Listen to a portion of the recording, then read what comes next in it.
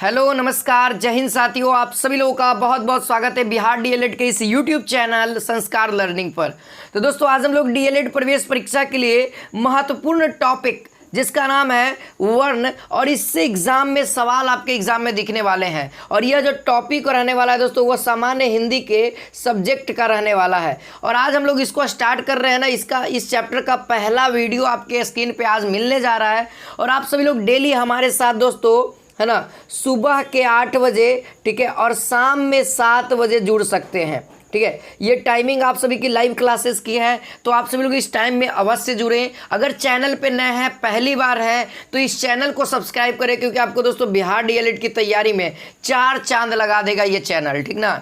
और यहाँ पे दोस्तों जो भी सवाल करवाए जा रहे हैं वो आपके एग्जाम के पॉइंट ऑफ व्यू से देख करके करवाए जा रहे हैं। तो चलिए दोस्तों पहला क्लास स्टार्ट किया जाए। ये देखिए हिंदी का है क्लास। यहाँ पे देखिए पहला सवाल आपके स्क्रीन पे दोस्तों कहता है स्वर किसका भेद। एकदम बेसिक से स्टार्ट करेंगे और हाई लेवल तक पहुँचेंगे, ताकि आपके एग्जाम में बेसिक का सवाल है तब भी आपसे लग जाए, और थोड़ा सा टफ है तब भी लग जाए, और बहुत ज़्यादा टफ है तब भी लगे। ठीक है, तो स्वर किसका भेद है दोस्तों? संधि का, समास का, वर्ण का या लिंग का? तो स्वर जो है दोस्तों वह किसका है? ऑप्शन नंबर यहाँ पे क्या हो जाएगा? वर्ण। ठीक है, तो ध्यान रहे दोस्तों वर्ण के 2 प्रकार हैं, व्यंजन संधि और व्यंजन वर्ण और स्वर वर्ण, है ना। इसके बारे में और भी डिटेल्स आपको पता लगाएंगे, अभी धीरे धीरे बढ़ते चलते हैं। यहाँ पे देखिए दूसरा सवाल है दोस्तों, निम्न में से संयुक्त व्यंजन कौन सा नहीं है? संयुक्त व्यंजन मतलब कहने का मतलब दोस्तों 2 या 2 से अधिक वर्णों के मेल से बनने वाले वर्ण को संयुक्त व्यंजन कहते हैं। 2 गो व्यंजन का यूज होना चाहिए। तो याद रहे दोस्तों इसका आंसर हो जाएगा ऑप्शन नंबर बी, यह संयुक्त व्यंजन नहीं है। अब संयुक्त व्यंजन नहीं है तो क्या है दोस्तों? तो अंतःस्थ व्यंजन है। कौन सा व्यंजन है? अंतःस्थ व्यंजन है। और ये जितने भी है त्र, छ, ज्ञ और एक है स्र, ये 4 होते हैं दोस्तों संयुक्त व्यंजन। ध्यान रहे कौन कौन होते? स्र, ज्ञ, छ और ये त्र, 4 ये क्या है? संयुक्त व्यंजन है। ठीक है, अगला सवाल है दोस्तों देखिए क्वेश्चन नंबर 3 यहाँ पे कहता है जिनका उच्चारण ऊपर के दांतों पर जीभ लगाने से होता है उसको क्या कहते हैं? जिनका उच्चारण दोस्तों ऊपर के दांतों पर जीभ लगाने के बाद ही होगा तो उसके क्या कहेंगे? मूर्धन्य वाला, कंठ, दंत या अनुनासिक? तो देखिए उसको हम लोग कहेंगे दंत, ठीक ना, दंत। ठीक है, तो ध्यान रहेगा ना दोस्तों, दंत कहेंगे। दंत कौन कौन सा हो सकता है? तो ट, देखिए आप बोलिएगा ना तो ऊपर वाला दांत पे जीभ सट जाएगा। तो देखिए ट, ठ बोलिए, ल बोलिए, ये क्या है? ल बोलिए। ठीक है, ये सब क्या है दोस्तों? ये दंत हैं, दांत तर होने वाला है, तो इसीलिए इसको हम लोग दंत वर्ण भी बोलते हैं। अगला सवाल है दोस्तों क्वेश्चन नंबर 4 कहता है निम्नलिखित में से उष्ण व्यंजन कौन से हैं? देखिए ज़्यादातर सवाल आपको इस वाले चैप्टर यानी कि वर्ण से दिखेगा, संधि से दिखेगा, समास से दिखेगा, ठीक ना, शुद्ध अशुद्ध वाला शब्द दिखेगा। तो आप सब लोग अच्छे से हिंदी को कवर करिएगा, और सबसे ज़्यादा मार्क्स का क्वेश्चन आएगा वो आएगा हिंदी से ही। ठीक है, और नेगेटिव मार्किंग भी एग्जाम में। तो चलिए उष्ण व्यंजन की बात कर रहे हैं दोस्तों, तो उष्ण व्यंजन हमारा कौन सा हो जाएगा? स, श, स, है ना। जितने भी स हैं वह उष्ण व्यंजन का उदाहरण है, ठीक ना। और ह हमारा उष्ण व्यंजन का उदाहरण है, तो इसीलिए आंसर क्या हो जाएगा दोस्तों? ऑप्शन नंबर बी हो जाएगा। ठीक है, चलिए अब अगला सवाल देख लीजिए। ये जो स है दोस्तों ध्वनि का उच्चारण स्थान क्या? बहुत अच्छा सवाल है ना, बहुत ही इंपॉर्टेंट सवाल है। देखिए दोस्तों, देखिए ये क्या आंसर है दोस्तों? तो अभी हमने पढ़ा ये जो स है दोस्तों ये हमारा क्या है?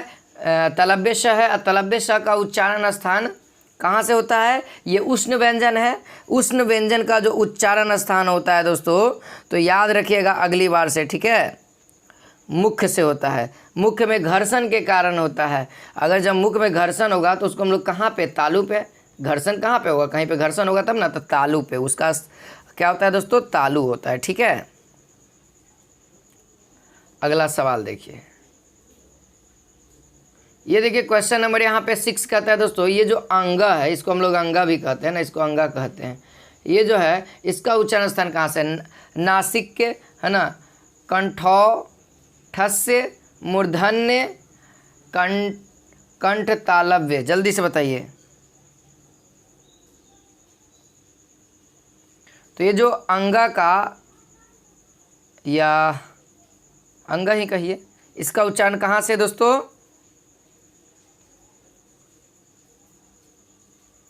ड भी कह सकते हैं ना। हाँ, तो इसका उच्चारण स्थान होता है दोस्तों मूर्धन्य से। ध्यान रहे, ये जो ड है इसको हम लोग मूर्धन्य से उच्चारण स्थान कहते हैं। अगला है अर्ध स्वर किसे कहा जाता है? बताइए, अर्ध स्वर किसे कहा जाता है? य, व, ई, उ, री, ली, री और स। अर्ध स्वर के नाम से कौन जाना जाता है? तो अर्ध स्वर के नाम से पता है ना, अभी मैंने बताया अंतस्थ है ना। तो य, र, ल, व जो है, य, र, ल, अव, ये जो है 4 गो शब्द जो है, यह दोस्तों अंतस्थ अर्ध स्वर है और अंतस्थ व्यंजन है। ठीक है, यानी ऑप्शन नंबर ए अर्ध स्वर। अगला है दोस्तों क्वेश्चन नंबर 8 करता है ट वर्ग में किस प्रकार के व्यंजन है? ट वर्ग में किस प्रकार के व्यंजन है? तो ये जो ट वर्ग है दोस्तों, इसमें किस प्रकार के व्यंजन पाए जाते हैं? तो ध्यान रहे दोस्तों, है ना, ये कौन सा हो जाएगा? मूर्धन्य हो जाएगा, है ना। मूर्धन्य कहा जाता है। ये मूर्धा से बोले जाते हैं, इसीलिए मूर्धन्य हो जाएगा। ठीक है, जो कंठ से बोले जाएंगे तो कंठस से हो जाए, कंठ हो जाएगा। तो कंठ से कौन वाला बोला जाता है? तो कवर्ग का जितना एलिमेंट है वो कंठ से बोला जाता है। ठीक है, आगे सीखते चलेंगे, बस आप लोग घबराइए नहीं। चलिए यहाँ पे देखिए अगला सवाल आपके स्क्रीन पे दोस्तों, क्वेश्चन नंबर 9 यहाँ पे कहता है ये जो घ है इसका उच्चारण स्थान कहाँ से? तो ये कवर्ग का एलिमेंट है। तो कवर्ग का एलिमेंट कहने का मतलब कहाँ से? कंठ से डायरेक्ट मारिए। ऑप्शन नंबर बी वाले विद्यार्थी का सही जा रहा है। चलिए अगला है, ये जो क्षत्रिय वाला छ है दोस्तों, वर्ण किसके योग से बनता है? ये संयुक्त वर्ण है, और संयुक्त वर्ण मैंने बताया कि 2 गो व्यंजन के मिलने से बनता है। तो 2 गो व्यंजन कौन कौन सा है?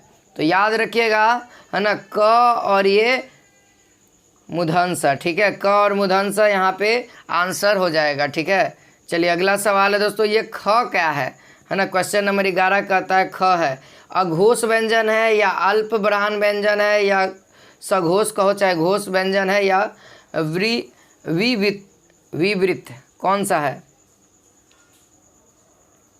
तो देखिए दोस्तों, इसका जो आंसर होगा, यह जो ख जो है ना, प्रथम के 2 व्यंजन है ना, और स और मूर्धन्य स और दंती स, ये जितने भी स है ये सब अघोष होते हैं। ठीक ना, अघोष। देखिए अघोष का कंडीशन है, देखिए अघोष तभी होगा, पहला ये दूसरा एलिमेंट होगा और ये तीसरा एलिमेंट होगा, है ना। दूसरा ये पहला और तीसरा, पहला और दूसरा। ठीक है, पहला और दूसरा एलिमेंट क्या होता है दोस्तों? अघोष होता है। ध्यान रखेंगे। चलिए थ्योरी क्लास जब लेंगे ना तो सारा चीज़ क्लियर हो जाएगा। अगला सवाल है दोस्तों, उष्म महाप्राण वर्ण है। तो उष्म महाप्राण वर्ण बताना है, जिसको बोलने पर उष्ण निकले। तो उष्ण तो एक ही गो है यहाँ पे, है ना, स। अगला है दोस्तों, ज्ञ को वर्णमाला में माना जाता है। कौन सा वर्णमाला में? तो संयुक्त वाला में। ठीक है, अगला सवाल देखिए, क्वेश्चन नंबर यहाँ पे 14 कहता है निम्न में से कौन सा वर्ण स्पर्श संघर्षी है? स्पर्श संघर्षी वर्ण बताना है। तो स्पर्श संघर्षी वर्ण जिसको हम लोग कहते हैं वह है दोस्तों कौन सा? हाँ, तो यहाँ पर तो कोई नहीं दिख रहा है जी। यहाँ पे जो आंसर होगा दोस्तों, देखिए ये ऑप्शन गलत है। ठीक ना, यहाँ पे ऑप्शन नंबर यहाँ पे स हो जाएगा। स एक ऐसा वर्ण है दोस्तों जिसको लोग स्पर्श संघर्षी बोलते हैं। ठीक है, ऑप्शन इसमें से कोई नहीं मैच किया। देखिए यहाँ पे अगला सवाल है, स्पर्श संघर्षी व्यंजन। स्पर्श संघर्षी व्यंजन कौन सा होगा? तो ये ज होगा। ठीक है, क्योंकि ये जीहा स्पर्श यानी कि जीभ को स्पर्श करते हुए बोलते हैं। ज, देखिए बोलिएगा, ज स्पर्श करेगा, इसीलिए, है ना, बोलने में अवरोध उत्पन्न होता है। देखिए अगला सवाल है दोस्तों, भाषा की सबसे छोटी इकाई, है ना, वर्ण या ध्वनि कह सकते हैं। वर्ण भी होगा, कभी कभी आपके ऑप्शन में ध्वनि देता है तो ध्वनि भी मार सकते हैं, कोई दिक्कत नहीं। ठीक है, चलिए अब अगला सवाल क्वेश्चन नंबर 17 यहाँ पे कहता है कि निम्नलिखित में से किस वर्ण का मूल उच्चारण हिंदी में प्रचलित नहीं है? यानी कि ऑप्शन में जो वर्ण दिख रहा है उसका हिंदी में प्रचलित मूल उच्चारण नहीं है। तो देखिए दोस्तों, इसका जो करेक्ट आंसर होगा, हम बताना चाहेंगे आप सभी लोगों को, वह है री। री का मूल उच्चारण हिंदी में प्रचलित नहीं है। ठीक है, यह संस्कृत में है, यह संस्कृत में है। ठीक है, तो ऑप्शन नंबर यहाँ पे सी जो है यह संस्कृत का, हिंदी का तो नहीं है। अगला सवाल है क्वेश्चन नंबर 18 कहता है कि निम्न में से महाप्राण वर्ण कौन सा है। महाप्राण वर्ण कहा जा रहा है दोस्तों, तो महाप्राण वर्ण कौन सा हो जाएगा, थ, है ना, त थ, यानी कि दूसरा हो जाएगा, यानी दूसरा वाला एलिमेंट जो भी है यहाँ पे वो हो जाएगा। ठीक है, देख सकते हैं ये भी पहला एलिमेंट है, क हमारा कवर्ग का पहला है, चवर्ग का भी पहला है, और ये आ तो हमारा व्यंजन है ही नहीं, तो ये जो होता है ये व्यंजन के लिए होता है, ठीक ना। हाँ, तो ये थ हमारा है जो कि दूसरा एलिमेंट है। ठीक है, अगला सवाल है दोस्तों कि तालव्य व्यंजन है। तालव्य व्यंजन किसको कहते हैं, जो तालु से बोला जाता हो, जो तालु से बोला जाता है उसको हम लोग तालव्य व्यंजन कहते हैं। अब तालु से कौन कौन सा एलिमेंट बोला जाता है, तो बहुत सारे बच्चे ये मारेंगे, तो गलत है सर, ये नहीं होगा, यहाँ पे चवर्ग होगा। चवर्ग जो है ना, चवर्ग जो है वह तालु से बोला जाता है, तालु से बोलने के कारण यह तालव्य व्यंजन भी कहा जाता है, इसके पूरा एलिमेंट हो जाएंगे। अगला है क्वेश्चन नंबर 20 कहता है कौन वर्ण ओष्ठ नहीं है, यानी कि ओठ से नहीं बोला जा सकता है। उ, ओ, व, आ, तो आ जो हमको दिख रहा है दोस्तों यह बिना ओठ के भी बोल सकते हैं, है ना। बोलिए आप आ, तो आ मुँह खोल के बोल सकते हैं, लेकिन बोलिए ऊ, मुँह का जो ओठ का जरूरत ही पड़ेगा, व, है ना, मुँह खोल करके बोलिए नहीं बोल पाएगा, लेकिन आ को मुँह खोल कर बोलिए आ, बोल दीजिएगा, कोई दिक्कत नहीं होगा, लेकिन मुँह खोल करके तीनों वर्ण को बोल के दिखाइए, है ना, दांत नहीं सटना चाहिए तब नहीं बोल पाए, ओ नहीं ना बोल पाइएगा, आप ट्राई भी कर लीजिए अपने से। ठीक है, क्वेश्चन नंबर 21 कहता है दोस्तों अल्प प्राण ध्वनियों का समूह कौन है। अल्प प्राण ध्वनियों का समूह कौन सा है दोस्तों, तो याद है ना सभी को, हाँ, पहला तीसरा और चौथा, जितने भी एलिमेंट का पहला तीसरा और चौथा ये सब अल्प प्राण है। ठीक है, तो पहला तीसरा चौथा, है ना, पहला कौन है, कितना में पहला है, पहला है, च के बाद छ, ये तीसरा है और ये पाँच, ये चौथा है, ठीक ना, पहला तीसरा और ये चौथा, यानी कि ये हमारा एलिमेंट सही है, ठीक ना। बाकी देखिए ये पहला है लेकिन ये दूसरा हो जाता है, जबकि अल्प प्राण कहता है कि पहला एलिमेंट, तीसरा एलिमेंट और चौथा एलिमेंट ये सब का, कवर्ग, चवर्ग, टवर्ग, तवर्ग, पवर्ग, ठीक ना, ये सब का। अगला सवाल है दोस्तों क्वेश्चन नंबर 22 कहता है हिंदी वर्णमाला में व्यंजनों की संख्या कितनी है। हिंदी वर्णमाला में व्यंजन की संख्या कितनी है, 33 है, लिखित के आधार पे बताना है। ठीक है, 33। अगला है क्वेश्चन नंबर 23 कहता है ए जो स्वर है दोस्तों इसके उच्चारण स्थान का नाम क्या है। ए, तो ए का उच्चारण स्थान कहाँ है दोस्तों, ए या ए होगा वह कंठ तालव्य में होगा, है ना, कंठा तालव्य, कंठ तालव्य यहाँ पे आंसर होगा, ऑप्शन नंबर डी हो जाएगा। ठीक ना, ए या ए, ठीक ना, ए या ए दोनों में से किसी का भी। ठीक है,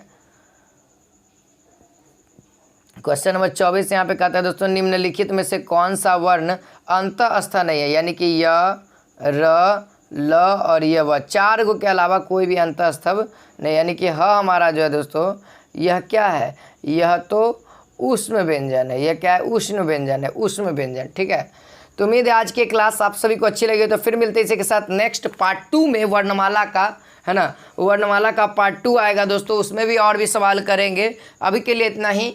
अगर वीडियो पे नए हैं, चैनल पे पहली बार है, तो चैनल को जो सब्सक्राइब करिए, इस वीडियो को ज़्यादा से ज़्यादा बच्चों के पास शेयर करिए आप सभी लोग। फिर मिलते हैं, जय हिंद, जय भारत।